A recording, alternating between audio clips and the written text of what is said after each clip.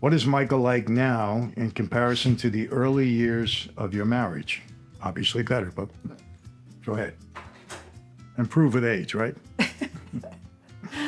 Wow, that's a good one. I got to thank the school for I think asking you're these more questions. patient now, a little more calm.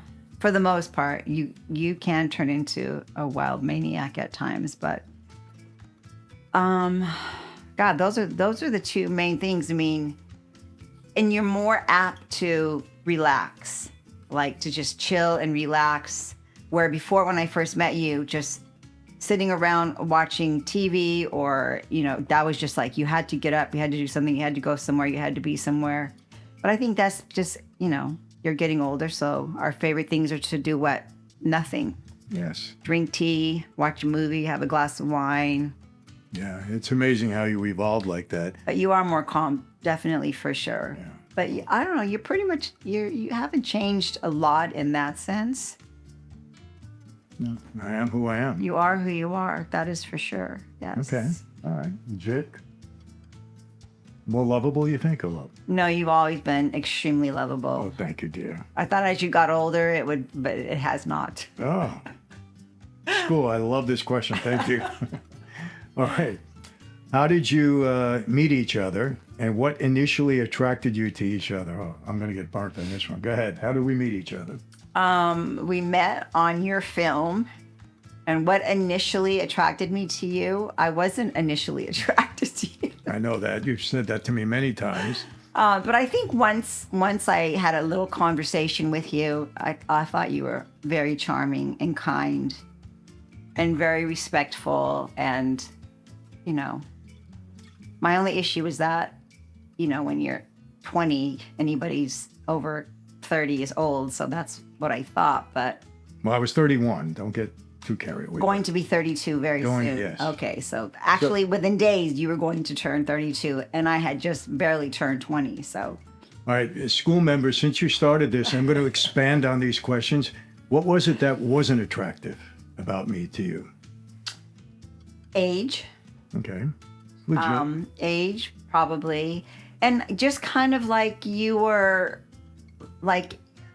kind of like a social butterfly. And I just saw you here and there with this person and that person and chatting up, this dancer and chatting with that person.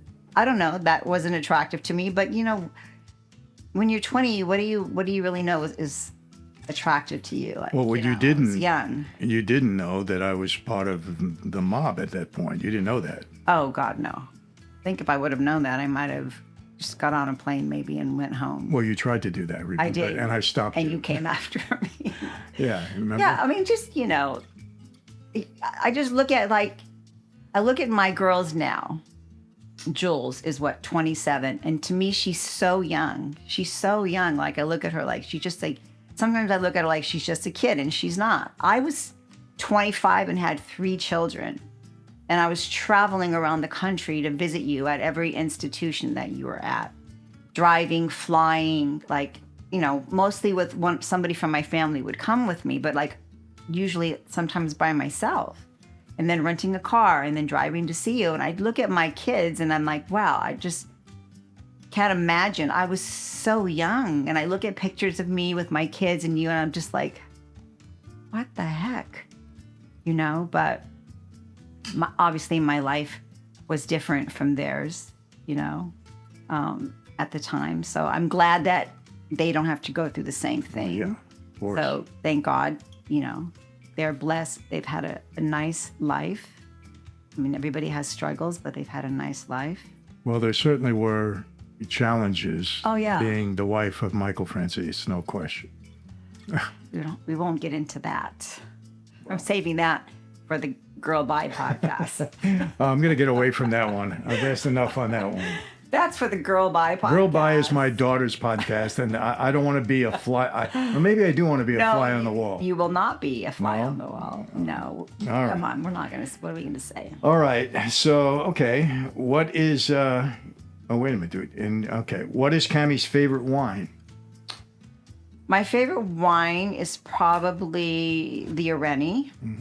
I like the Areni because it's old school, it's vintage, it drinks, I'm not a big, I wasn't, let me say, correct that. I wasn't a big fan of older wines like French and Italian, but since we travel all over the world now in the past 10 years, I've been drinking more wine and I'm finding that I like them. And I think that's just because my palate is expanding. So I'm drinking stronger, better wines.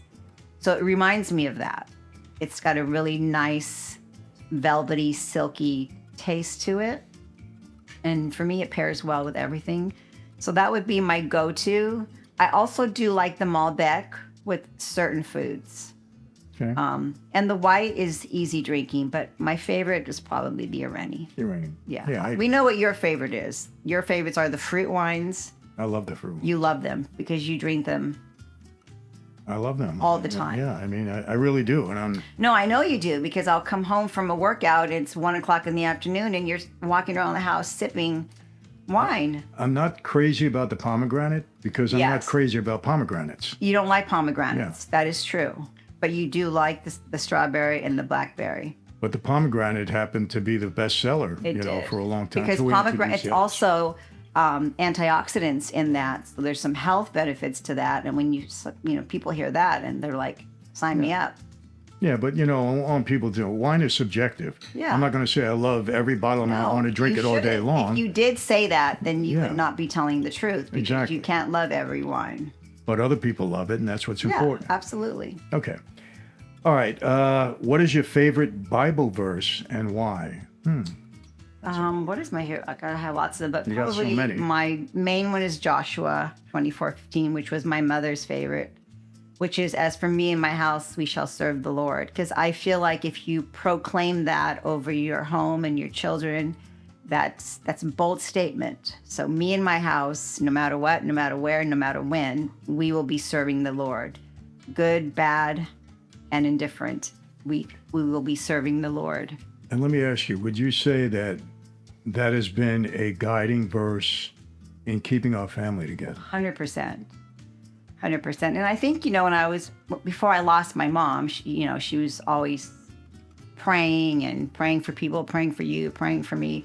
And that verse, when I said to her, why that verse? Like there were so many, all the other cliche verses, I can do anything with God who strengthens me and all those verses. But that one for her that was it. And I asked her why. And when she explained it to me, it made so much sense because she claimed it. She claimed it and proclaimed it over her children and her grandchildren in her home. For me in my home, my house, which meant me and my kids and my offspring and their offspring and their offspring, we will serve the Lord. And I just felt like she was just making a covenant with God when she picked that verse and just put it on her life and on my life and my siblings and my kids. So I do the same because for me, if you and your house serve the Lord, if God is for you, who can be against you? Yeah, and I agree with that. And you know my feelings for your mom. I believe your mom, until this day, prayed me to where I am sitting in this chair right now. She was a prayer warrior. I think she prayed both of us to where we're sitting today. Absolutely. Well, she prayed you through the very difficult times that we had throughout the course of our marriage. There's no question. Yeah, she was definitely the glue. I mean, she kept me strong when I was weak and she kept me accountable. And, she just said, you're first and foremost accountable to God and then your husband and your children. And we all have our hardships. You have yours early on in your marriage. Some people have them, some people have them all through their marriage, but that's just life, Life's like you're on a roller coaster. You're high and you're low, and no question. That's how it goes. All right, well, I'm sure people are going to appreciate that. What has been her favorite or your favorite place to travel to? And well, let's do that one first. Your favorite place to travel to? I know it better be the answer. Why? Because I know. Of course, it's Italy is my favorite place. Obviously, the food is a huge component to that. I love the food in Italy. But I mean, I've been to incredible places. Singapore is incredible. Australia is incredible. Bulgaria, We've had some of the best food in our life in Bulgaria, and we're all about food and wine. So Bulgaria was another one of those places that was surprisingly beautiful in its own way, and architecturally nothing like, France or Italy or. But you're big on France, and I'm not. But the people, and the food and the kids and the dogs everywhere. I thought that was just Spain. an incredible country. I love Spain. I was not a big fan of Spanish food, and I was very surprised because I've been to Spain several times, but the first time I went, I don't know why I expected it to be similar to Mexican food, and it is nothing like Entirely Mexican different. food. It's entirely different. It's the tapas and a lot of fish. But I did like all the steakhouses that they have. But Barcelona, Madrid, Alicante, beautiful. And I love the Spanish beautiful. food. You loved it. Yeah. Jules loved the Spanish food. You and her were having like a blast there. But you also like a lot of seafood more than I do. I love seafood too, but not as much as you and Jules with all the raw fish and stuff. But Barcelona is gorgeous. And our wines would have paired good with Spanish food. Oh, no for doubt. sure, for Our sure. Rennie especially. 100%. The Malbec too. Both of Malbec, them would yeah. have paired really nicely with. But it's Italy. The people. It's interesting. Italian people are not nowhere near as friendly as Mexican people or people in Australia or Bulgaria. Yeah, I've noticed. The French they're a little snooty. The places that we went to, like I was surprised at that, but you watch them with their families and there's children everywhere. They're very family oriented, but they're not very welcoming to tourists or others coming in, and No, and I'll say this. not as friendly as I thought they would be. I will say this. The friendliest places, the most courteous, Mexico. Cabo, without a doubt. Cancun, 100%. They just love having a Gracious, tourist there, kind, without a can't doubt. do And enough I've said for that you. many times. You've always said that, and it's true. They are. Yeah, they make the vacation They do because they're so wonderful. they're incredible. But there's many incredible places in the world, and good food everywhere. All right. Well, this is a good question for you because what is your favorite nonfiction book? Because you're into reading. You read a lot. More than me. My favorite nonfiction book is, oh gosh, I have two of them. The Insanity of God and My Losing Season. And I can't, I'm having a brain fog here, but I think it's Cal Kipken or Ripken who wrote The Insanity of God, which is incredible, about a couple's journey as missionaries, having children, going into the depths of where God has taken them and not questioning, saying, why God, why do you have me here, when they went through so much trial and tribulation and so much sorrow, and just them seeing God's face and God's grace everywhere in the turmoil of what they were suffering and going through. Just blew my mind that there's just such people like that. And there are many missionaries like that who just go and just are obedient to what God has asked for them. The other one, My Losing Season, is the same author who wrote The Tides of, that you said reminded you of the movie, reminded you of the Prince of Tides? The Prince of Tides, the turbulent relationship you had with your mom. Yes. Well, this is his life story, and it's called My Losing Season, and it's about his relationship with his father.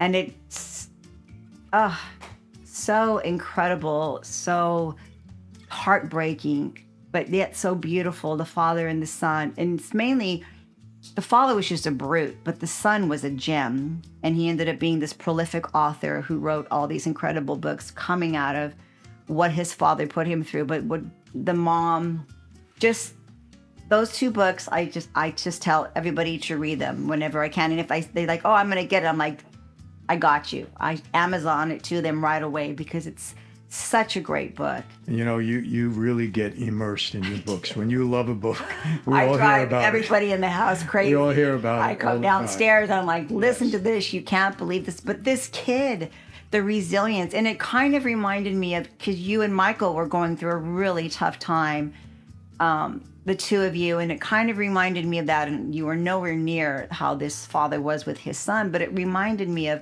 But the father and the son is such a it's a tough relationship because you're a man and you're trying to build this man and you're trying to instill in him what it is to be a man. And sometimes I said to you, you've got to have more grace with him. He's a child. He's a kid. He's watching you, everything that you do. And that's how this book was. tough. And I think it really affected me also because of that. But Yeah, I was tough on him. But incredible books. 2 great books. Okay, excellent. All right. What is the goofiest thing you've ever seen your husband do? Oh, gosh. There's many. Thank you.